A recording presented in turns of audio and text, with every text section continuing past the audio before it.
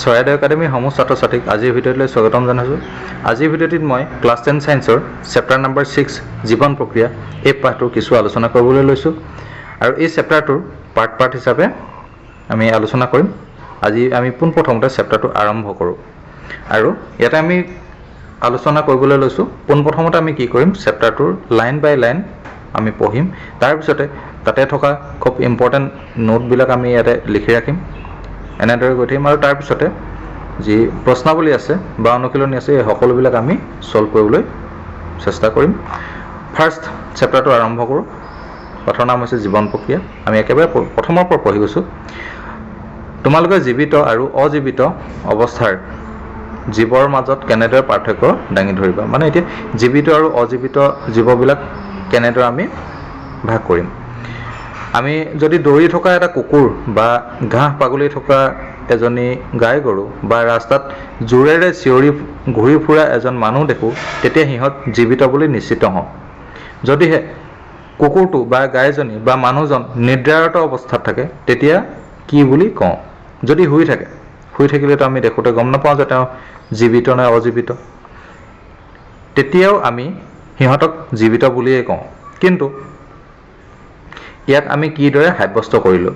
আমি দেখিবলৈ পাওঁ যে সিহঁতবিলাকে নিদ্ৰাৰত অৱস্থাটো শ্বাস প্ৰশ্বাস লৈ আছে, অৰ্থাৎ শুই থাকিলেও সিহঁতে উশাহ নিশাহ লৈ থাকে, গতিকে সিহঁত কি জীৱিত হয়। নিদ্ৰাৰত অৱস্থাটো কি হয়, শ্বাস প্ৰশ্বাস লৈ থাকিব লাগিব আৰু তেতিয়াই আমি গম পাম যে সিহঁত জীৱিত আছে। গতিকে আমাৰ ইয়াতে খুব দৰকাৰী কথা এটা ক'লে যে আমি জীৱিত বুলি কেতিয়া গম পাম। ছাপ'জ ইয়াতে দিয়া আছে কি দৌৰি থকা এটা কুকুৰ বা ঘাঁহ পাগলি থকা এজনী গাই গৰু বা ৰাস্তাত জোৰেৰে চিঞৰি ঘূৰি ফুৰা এজন মানুহ। এই কথাকেইটাৰ পৰা আমি কি বুজিছোঁ যে ইহঁতি দৌৰি থকা, মানে এঠাইৰ পৰা আন ঠাইলৈ গৈ আছে, ঘাঁহ পাগলি আছে, ৰাস্তাত জোৰেৰে চিঞৰি আছে, এইখিনি কি হৈছে আমি দেখোঁতেই গম পাইছোঁ যে জীৱিত।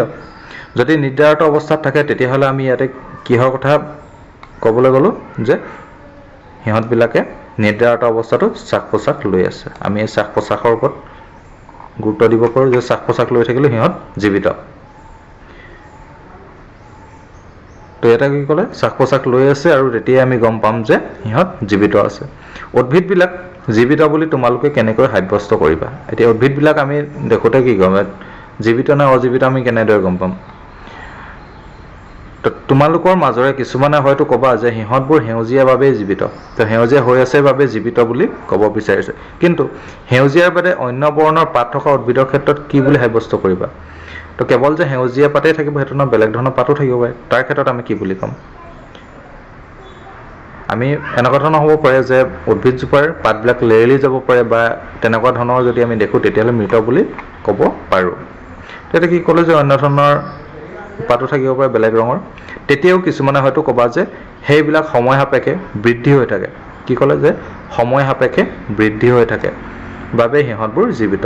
বৃদ্ধি হৈ থাকে মানে ওখ ডাঙৰ হৈ গৈ থকাটোকে বৃদ্ধি বুলি কোৱা হৈছে। অন্য অৰ্থত আমি এনেদৰে ভাবিব পাৰোঁ যে বৃদ্ধি বা অন্য কিবা কাৰণে চলন ক্ৰিয়া সমাধা কৰা জীৱবিলাকৰ এটা অমৈহতীয়া বৈশিষ্ট্য। তো ইয়াতে কি ক'লে, বৃদ্ধি বা অন্য কিবা কাৰণে চলন ক্ৰিয়া সমাধা কৰাটো। তো চলন ক্ৰিয়া বা বৃদ্ধি এই দুয়োটা কথা একেধৰণৰ বুলি আমি চাব পাৰোঁ। এক নম্বৰ কথা বৃদ্ধি আৰু চলন ক্ৰিয়া, এইকেইটা হৈছে জীৱিত জীৱৰ এটা অমৈহতীয়া বৈশিষ্ট্য। কিন্তু কিছুমান উদ্ভিদৰ ক্ষেত্ৰত তেনে কোনো ধৰণৰ চলন পৰিলক্ষিত নহ'লে সিহঁতবিলাকো জীৱিত, আৰু সেইদৰে কিছুমান জীৱিত প্ৰাণীৰ শ্বাস প্ৰশ্বাসৰ সঞ্চালন চাক্ষুষভাৱে পৰিলক্ষিত নহ'লেও সিহঁতবিলাকো জীৱিত। মানে আমি চাক্ষুষভাৱে আমাৰ চকুৰে নেদেখিবও পাৰোঁ, সেই কথাটো কোৱা হৈছে। সেয়েহে জীৱৰ জীৱিত অৱস্থাৰ সংজ্ঞা হিচাপে কেৱল চাক্ষুষভাৱে পৰিলক্ষিত হোৱা চলন বা সঞ্চালন বৈশিষ্ট্যটোৱেই যথেষ্ট নহয়। তো আমি চাক্ষুষভাৱে যিখিনি দেখোঁ সেই কথাকেইটা আমি এটা লিখিছোঁ নোট, যে জীৱ এটা জীৱিত নে অজীৱিত জানিবৰ বাবে আমি চাক্ষুষভাৱে নিৰীক্ষণ কৰোঁ। আমি কি নিৰীক্ষণ কৰোঁ? চাক্ষুষভাৱে আমাৰ চকুৰে কি চাওঁ? এক নম্বৰ কথা চলাচল হ'ব লাগিব, সেইটো আমি চাওঁ। শ্বাস প্ৰশ্বাস চাব পাৰোঁ আৰু বৃদ্ধি মানে ওখ বা ডাঙৰ দীঘল হোৱা, এইকেইটা আমি লক্ষ্য কৰিব পাৰোঁ। এইকেইটা লক্ষ্য কৰি ক'ব পাৰোঁ যে জীৱিত নে অজীৱিত। কিন্তু এইকেইটাই যে খুব ইম্পৰ্টেণ্ট সেইটো নহয়, ইয়াৰ বাদেও অন্য কিছুমান কথা আছে, আমি পিছলৈ পঢ়িবলৈ পাম। নেক্সট আমি চাবলৈ গৈ আছোঁ এটা কৈছে যে অতি নগণ্য পৰিমাপৰ চলন বা সঞ্চালন খালী চকুৰে দৃষ্টিগোচৰ হোৱাটো সম্ভৱ নহয়। অতি নগণ্য পৰিমাণৰ অকণমান যদি কিবা চলন এটা হয় বা সঞ্চালন হয় সেইখিনি আমাৰ খালী চকুৰে দেখা পোৱাত সম্ভৱ নহয়। উদাহৰণস্বৰূপে অণুৰ চলন বা আণৱিক চলন এইখিনি আমি জানো দেখা পাম। অণুবিলাক চাবৰ কাৰণে আমাক কি লাগে? অণুবীক্ষণ যন্ত্ৰ লাগে। গতিকে আমি খালী চকুৰেতো দেখি নাপাওঁ। এনে দৃষ্টিগোচৰ নোহোৱা আণৱিক চলাচল জীৱৰ বাবে প্ৰয়োজন আছেনে? আমি যদি এই প্ৰশ্নটো কোনো প্ৰসিদ্ধ জীৱবিজ্ঞানীক সোধোঁ তেতিয়া তেখেতে আছে বুলিয়েই উত্তৰ দিব। এই ক্ষেত্ৰত ভাইৰাছৰ কথা উনুকিয়াব পাৰি, কাৰণ সিহঁতৰ দেহত কোনো আণৱিক চলাচল সংঘটিত নহয়। তো কেতিয়ালৈকে সংঘটিত নহয়? ইয়াতে এটা বাক্য এটা দি আছে যে যেতিয়ালৈকে সিহঁতে জীৱিত কোষক আক্ৰমণ নকৰে, জীৱিত কোষক আক্ৰমণ নকৰালৈকে সিহঁতৰ কোনো চলাচল নহয়। যেতিয়াই জীৱিত কোষক আক্ৰমণ কৰিব তেতিয়াই সিহঁতৰ চলাচল আৰম্ভ হয়। আৰু এইটো এটা বিতৰ্কিত কাৰণ যাৰ বাবে সিহঁতক প্ৰকৃততে জীৱ বুলি আখ্যা দিব পৰা হয় নে নহয় সেইটো কনফাৰ্ম হ'ব পৰা নাই। তো ইয়াতে এটা মই লিখিছোঁ যে জীৱিত জীৱ মানেই হৈছে আণৱিক চলন, অৰ্থাৎ আণৱিক চলন হ'লেহে জীৱ এটা জীয়াই থাকিব পাৰিব। অৰ্থাৎ যিকোনো ক্ষেত্ৰতেই নহওক আমাৰ আণৱিক চলনটো খুব ইম্পৰ্টেণ্ট। নেক্সট ইয়াতে লিখা আছে যে জীৱৰ বাবে আণৱিক চলাচল কিয় প্ৰয়োজন? ইতিমধ্যে আমি আগৰ শ্ৰেণীত পাই আহিছোঁ যে জীৱবিলাক এক নিৰ্দিষ্ট শৈলীৰে গঠিত। সিহঁতৰ কলা থাকিব পাৰে। তো জীৱবিলাকৰ কি থাকিব পাৰে? কলা থাকিব পাৰে। কলাবোৰ আকৌ কোষৰ দ্বাৰা গঠিত হয়। কলাবোৰ কিহেৰে গঠিত হয়? কোষেৰে গঠিত হয়। তদুপৰি কোষবিলাকৰো বিভিন্ন কোষ অংগাণু থাকে। কোষৰ ভিতৰত কি থাকে? কোষ অংগাণু থাকে। তো সেই কথাটো কোৱা হৈছে। পৰিৱেশৰ কিছুমান প্ৰভাৱৰ কাৰণে প্ৰাকৃতিকভাৱে গঠিত জীৱৰ এই নিৰ্দিষ্ট শৈলীবিলাক সময়ৰ গতিত ৰক্ষা হৈ আহিছে যদিও অকামিলা হোৱাৰ সম্ভাৱনাও আছে। যদিহে জীৱৰ এই নিৰ্দিষ্ট শৈলী অকামিলা হয় তেন্তে জীৱটোক জীৱিত বুলি আখ্যা দিব পৰা নহয়। মানে এই যি আণৱিক চলাচলৰ কথা কোৱা হ'ল, মানে এতিয়া কলাৰ কথা কোৱা আছে, কলা, কোষ অংগাণু এইবিলাকৰ যদি চাল চলন সংঘটিত নহয় তেনেহ'লে কি বুলি কোৱা হ'ব? আমাৰ যি জীৱ আছিলে সেই জীৱটোক জীৱিত বুলি আখ্যা দিব পৰা নহ'ব। সেই কথাটো কোৱা হৈছে। সেয়ে জীৱবিলাকৰ অস্তিত্ব ৰক্ষাৰ বাবে সিহঁতৰ পুনৰ গঠন হৈ থাকিব লাগিব, যাৰ ফলত সিহঁতৰ ধৰাবন্ধা গঠন অব্যাহত থাকে। যিহেতু এই সকলোবিলাকৰ গঠন ৰাসায়নিকভাৱে অণুৰে গঠিত, সেয়েহে অণুবিলাকে সকলো সময়তে চাৰিওফালে চলাচল কৰি থাকিব লাগিব। অৰ্থাৎ এই অণুবিলাকে চলাচল কৰিলেহে জীৱ এটা জীৱিত হৈ থাকিব। জীৱৰ এই জীৱন প্ৰক্ৰিয়া কেনেদৰে অব্যাহত হৈ থাকে এইবোৰৰ বিষয়ে অনুসন্ধান কৰোঁ আহা। এই পেৰেগ্ৰাফটোৰ পৰা আমি এটা কথা এটা লিখি ৰাখিছোঁ যে জীৱবোৰ কলাৰে গঠিত, কলাবোৰ কোষেৰে গঠিত, কোষবোৰ কিছুমান কোষ অংগাণুৰে গঠিত, আৰু এই সকলোবিলাক আকৌ ৰাসায়নিক অণুৰ দ্বাৰা গঠিত। সেয়ে এই ৰাসায়নিক অণুবিলাকৰ চলন হোৱা মানেই হৈছে যে জীৱ এটা জীয়াই থকা। সেই গতিকে ওপৰতে এটা বাক্য লিখা আছিলে জীৱিত জীৱ মানে আণৱিক চলন। এইকেইটা খুব ইম্পৰ্টেণ্ট কথা। নেক্সট এতিয়া আকৌ পেজ নাম্বাৰ 94ত কি লিখা আছে? জীৱন প্ৰক্ৰিয়াবিলাক কি কি? এতিয়া ইয়াৰ বিষয়ে লিখা আছে কোনো জীৱই একো কাম বন নকৰাকৈ থাকিলেও জীৱটোৰ জীৱন ৰক্ষাৰ বাবে যিবিলাক কাৰ্য সম্পন্ন কৰিব লাগে সেইবিলাক অব্যাহত থাকিব লাগিব। আনহে নালাগে আমি যেতিয়া শ্ৰেণীত বহি থাকোঁ, আনকি আমি যেতিয়া শুই থাকোঁ তেতিয়াও এই কাৰ্যবিলাক চলিয়েই থাকে। মানে এতিয়া এটা কথা হ'ল আমি যদি ঘৰত সদায় শুই বহিয়েই থাকোঁ তথাপিও কি হয়? আমিতো জীয়াই আছোঁ, আমি কাম বন নকৰিব পাৰোঁ, কিন্তু আমাৰ দেহৰ ভিতৰত কিছুমান কাম চলি থাকে। ইয়াতে লিখা আছে যে জীৱন ৰক্ষাৰ বাবে যিবিলাক কাৰ্য অব্যাহত থাকিব লাগে সেইবিলাক কাৰ্যক একত্ৰিতভাৱে জীৱন প্ৰক্ৰিয়া বোলা হয়। অৰ্থাৎ ইয়াৰ পৰাই আমি জীৱন প্ৰক্ৰিয়া কাক বোলে আমি বুজিব পাৰোঁ। তো জীৱন প্ৰক্ৰিয়া ইয়াত লিখিছোঁ জীৱৰ জীৱন ৰক্ষাৰ বাবে যিবিলাক কাৰ্য অব্যাহত থাকিব লাগে সেইবিলাক কাৰ্যক একত্ৰিতভাৱে জীৱন প্ৰক্ৰিয়া বুলি কোৱা হয়। ঠিক আছে? যিখিনি প্ৰক্ৰিয়া অতি প্ৰয়োজনীয়, অৰ্থাৎ জীৱৰ জীৱন ৰক্ষাৰ বাবে যিবিলাক কাৰ্য অব্যাহত থাকিবই লাগিব, অব্যাহত নাথাকিলে নহ'ব, সেইবিলাকক কি বুলি কোৱা হৈছে? একেলগে জীৱন প্ৰক্ৰিয়া বুলি কোৱা হৈছে। এতিয়া জীৱন প্ৰক্ৰিয়া বুলি ক'লে ইয়াতে প্ৰধান কেইটামান বিষয় আছে আমি পঢ়িবলৈ পাম। যিহেতু জীৱৰ কোনো হানি বিঘিনি নঘটাকৈ থাকিবলৈ এই প্ৰক্ৰিয়াবিলাক চলি থকাটো দৰকাৰ, তাৰ বাবে সিহঁতক আকৌ কিহৰ প্ৰয়োজন হয়? শক্তিৰ প্ৰয়োজন হয়। প্ৰত্যেক জীৱৰ বাবে সেই প্ৰয়োজনীয় শক্তি সিহঁতৰ বহি পৰিৱেশৰ পৰা আহে। সেয়েহে ইয়াতে এটা খুব ইম্পৰ্টেণ্ট কথা লিখা আছে জীৱদেহৰ বাহিৰৰ শক্তিৰ উৎস যাক আহাৰ বুলি কওঁ, আমি যিহেতু আহাৰ খাওঁ, যাক আহাৰ বুলি কওঁ, সেই উৎসৰ পৰা জীৱদেহৰ ভিতৰলৈ শক্তি স্থানান্তৰণৰ এক প্ৰক্ৰিয়া আছে। এই প্ৰক্ৰিয়াটোকে পৰিপুষ্টি বুলি কোৱা হৈছে। পৰিপুষ্টি। তো ইয়াৰ পৰা মই পৰিপুষ্টি কাক বুলি এটা লিখি থৈছোঁ।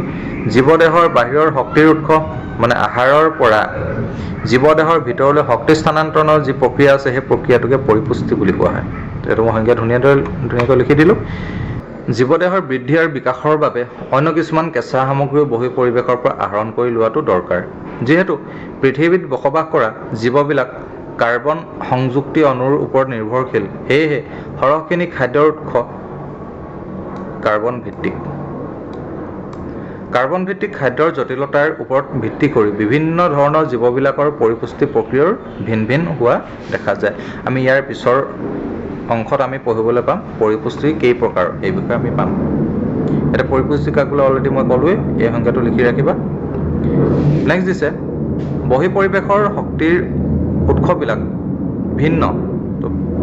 বাহিৰৰ যি আমাৰ শক্তিৰ উৎস হয় সেইবিলাক বিভিন্ন ধৰণৰ হয়, কাৰণ পৰিৱেশ কেৱল একেবিধ জীৱৰ দ্বাৰা নিয়ন্ত্ৰিত নহয়। সেইকাৰণে এইবিলাক শক্তিৰ উৎস মানে খাদ্যৰ জীৱদেহৰ আভ্যন্তৰত সৰলীকৰণ নতুবা নতুনকৈ গঠন হয় আৰু সৰ্বশেষত এটা সমপৰ্যায়ৰ শক্তিৰ এককলৈ পৰিৱৰ্তিত হয়, যিয়ে জীৱন প্ৰক্ৰিয়া চলাই নিয়াত ব্যৱহাৰ হোৱা বিভিন্ন অণুবিলাকৰ চলাচল সুচল কৰে আৰু ইয়াৰ লগে লগে দেহৰ বিকাশৰ বাবে দৰকাৰী অণুবিলাকো পৰ্যাপ্ত হয়। ইয়াৰ বাবে জীৱদেহৰ আভ্যন্তৰত কিছুমান ৰাসায়নিক বিক্ৰিয়া সংঘটিত হোৱাটো প্ৰয়োজন। ৰাসায়নিক বিক্ৰিয়াবিলাকৰ ভিতৰত জাৰণ আৰু বিজাৰণ বিক্ৰিয়া হ'ল এক সাধাৰণ বিক্ৰিয়া, যিয়ে জটিল অণুক সৰল পৰ্যায়লৈ পৰিৱৰ্তন কৰাত মুখ্য ভূমিকা লয়। ইয়াৰ কাৰণে জীৱই দেহৰ বহি পৰিৱেশৰ পৰা অক্সিজেন আহৰণ কৰি লয়। তো অক্সিজেনৰ সহায়তে এই যি খাদ্য, সেই জটিল খাদ্যক সৰল কৰিবৰ কাৰণে কি কৰা হয়, জাৰণ বিক্ৰিয়া ঘটায়, অক্সিজেনৰ সহায় লাগিব। এনেদৰে জীৱই বহি পৰিৱেশৰ পৰা লাগতিয়াল অক্সিজেন আহৰণ কৰি আহাৰবিলাকৰ পৰিৱৰ্তন ঘটাই কোষৰ ব্যৱহাৰ উপযোগী কৰি তোলে। ইয়াকে শ্বসন বুলি কোৱা হয়। সেই গতিকে আমি শ্বসনৰ সংজ্ঞাটো ইয়াতে লিখিছোঁ যে জীৱই বহি পৰিৱেশৰ পৰা লাগতিয়াল অক্সিজেন আহৰণ কৰি আহাৰবিলাকৰ পৰিৱৰ্তন ঘটাই কোষৰ ব্যৱহাৰ উপযোগী কৰি তোলা প্ৰক্ৰিয়াটোকে শ্বসন বুলি কোৱা হয়। তো এইটো হৈছে শ্বসন। অৰ্থাৎ আমি বহি পৰিৱেশৰ পৰা যিখিনি আমি খাদ্য খালোঁ, আমি খাদ্য গ্ৰহণ কৰিলোঁ আৰু সেই খাদ্য গ্ৰহণ কৰাৰ পিছত তাক আকৌ সেই আহাৰবিলাক পৰিৱৰ্তন ঘটাই মানে অৰ্থাৎ তাক সৰল কৰিবলগীয়া হয় আৰু এই প্ৰক্ৰিয়াটোকে কি বুলি কোৱা হৈছে, শ্বসন বুলি কোৱা হৈছে।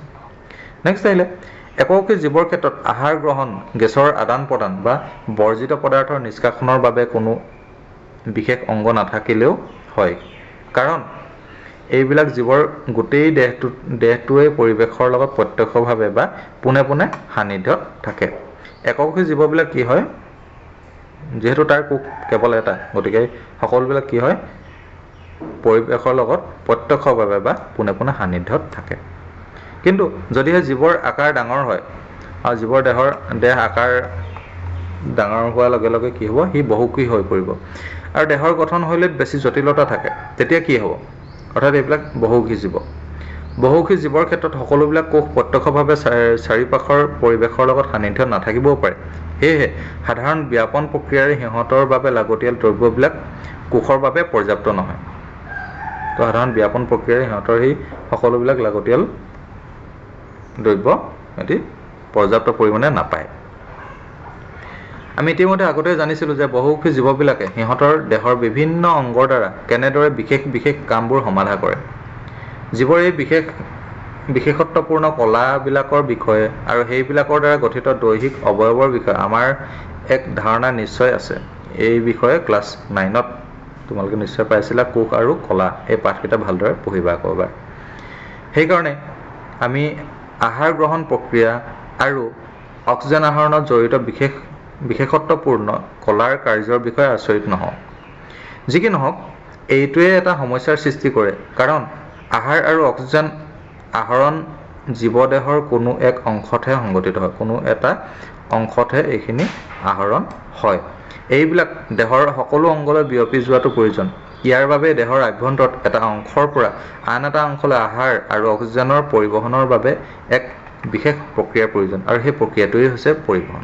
অৰ্থাৎ পৰিবহণৰ জৰিয়তে কি হয়, জীৱদেহৰ আভ্যন্তৰত এটা অংশৰ পৰা আন এটা অংশলৈ আহাৰ আৰু অক্সিজেন স্থানান্তৰণ সংঘটিত হয় আৰু এই প্ৰক্ৰিয়াটোকে পৰিবহণ বুলি কোৱা হৈছে এইটো লিখি ৰাখিবা কেৱল আহাৰ আৰু অক্সিজেনেই নহয় আৰু অন্যান্য যিবিলাক দ্ৰব্য আছে এই সকলোবিলাক স্থানান্তৰ কৰে পৰিবহণ প্ৰক্ৰিয়াৰে জীৱদেহৰ আভ্যন্তৰত কাৰ্বন আৰু অক্সিজেন ব্যৱহাৰ কৰি শক্তি উৎপন্ন কৰা ৰাসায়নিক বিক্ৰিয়াবিলাক চলি থাকোঁতে কিছুমান বৰ্জিত পদাৰ্থ উৎপন্ন হয় কি বুলি কৈছে আমাৰ জীৱদেহৰ ভিতৰত কাৰ্বন আৰু অক্সিজেন ব্যৱহাৰ কৰি যি শক্তি উৎপন্ন হয় এইখিনি কৰি থাকোঁতে যিখিনি ৰাসায়নিক বিক্ৰিয়া ঘটে তাতে কি হয় কিছুমান বৰ্জিত পদাৰ্থ সৃষ্টি হয় আৰু এইবিলাক দেহৰ পৰা উলিয়াই দিয়াটো প্ৰয়োজন আৰু এনেদৰে বৰ্জিত পদাৰ্থ জীৱদেহৰ পৰা নিষ্কাশন কৰা প্ৰক্ৰিয়াটোকে ৰেচন ক্ৰিয়া বোলে তো সেই গতিকে ইয়াতে ৰেচন কাক বোলে মই লিখিছোঁ যে বৰ্জিত পদাৰ্থবোৰ জীৱদেহৰ পৰা নিষ্কাশন কৰা প্ৰক্ৰিয়াটোকে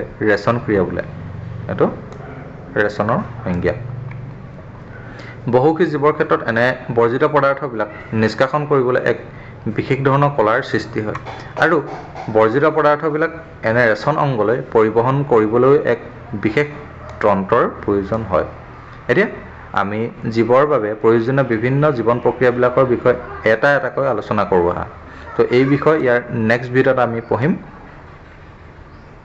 পৰিপুষ্টি শ্বসন ৰেচন পৰিবহণ এই সকলোবিলাক আমি পাৰ্ট পাৰ্টকৈ পঢ়িম এতিয়া আমি এইখিনি পঢ়াৰ পিছতে এটা প্ৰশ্নাৱলী আছে প্ৰশ্নাৱলীত 4টা কুৱেশ্যন আছে আৰু এই 4টা কুৱেশ্যনৰ আনসাৰ আমি লগে লগে আলোচনা কৰি দিওঁ ফাৰ্ষ্ট কুৱেশ্যন দিয়া আছিলে মানুহকে ধৰি অন্যান্য বহুকীয় জীৱৰ বাবে লাগতিয়াল অক্সিজেন কেৱল ব্যাপন প্ৰক্ৰিয়াৰে আহৰণ কৰি লোৱাটো কিয় পৰ্যাপ্ত নহয় এই বিষয়ে অলপ আগতে আমি পঢ়িছোৱে যে মানুহকে ধৰি অন্যান্য বহুকীয় জীৱৰ ক্ষেত্ৰত শৰীৰৰ সকলোবিলাক কোষ চৌপাশৰ পৰিৱেশ মানে বায়ুমণ্ডলৰ লগত প্ৰত্যক্ষভাৱে সংস্পৰ্শত নাথাকে সেয়ে মানুহকে ধৰি অন্যান্য বহুকীয় জীৱৰ বাবে লাগতিয়াল অক্সিজেন কেৱল ব্যাপন প্ৰক্ৰিয়াৰে আহৰণ কৰি লোৱাটো পৰ্যাপ্ত নহয় সেকেন্ড কুৱেশ্যন দিছে আমি কিহৰ ওপৰত ভিত্তি কৰি কোনো এটা জীৱ জীৱিত নে মৃত তাক ঠাৱৰ কৰিম তো তাৰ কাৰণে মই লিখিছোঁ কোনো এটা জীৱ জীৱিত নে মৃত তাক তলত দিয়া চৰ্তসমূহ ব্যৱহাৰ কৰি ঠাৱৰ কৰিব পাৰি তো তাৰে লিখা আছে খাদ্য গ্ৰহণ বৃদ্ধি শ্বসন চলাচল প্ৰজনন ৰেচন এই ইত্যাদিবিলাক চলি থাকিবলৈ তেতিয়াহে জীৱটো জীৱিত হ'ব এই কাৰ্যবোৰ যদি ঘটি আছে তেন্তে ই জীৱিত অন্যথা ই মৃত হ'ব 3 নম্বৰ কুৱেশ্যন জীৱৰ বাবে প্ৰয়োজনীয় কোনবিলাক কেঁচা সামগ্ৰী সিহঁতে বাহিৰৰ পৰিৱেশৰ পৰা আহৰণ কৰি লয় জীৱৰ বাবে প্ৰয়োজনীয় কেঁচা সামগ্ৰী হিচাপে 1 নম্বৰ খাদ্য সেকেন্ড পানী আৰু অক্সিজেন এইখিনি বাহিৰৰ পৰিৱেশৰ পৰা আহৰণ কৰি লয় 4 নম্বৰ কুৱেশ্যন জীৱৰ জীৱন বৰ্তি থাকিবলৈ তুমি কোনবিলাক প্ৰক্ৰিয়াক অতি প্ৰয়োজনীয় বুলি গণ্য কৰিবা অতি প্ৰয়োজনীয় সেইটা হৈছে যে পৰিপুষ্টি শ্বসন পৰিবহণ আৰু ৰেচন এয়া আছিল আজিৰ ভিডিঅ'টি নিশ্চয় এইখিনি বুজি পালা ইয়াৰ পৰৱৰ্তী ভিডিঅ'ত ইয়াৰ নেক্সট পাৰ্টটো আমি আলোচনা কৰিম গতিকে আজিৰ ভিডিঅ'টি ইমানতে সামৰিছোঁ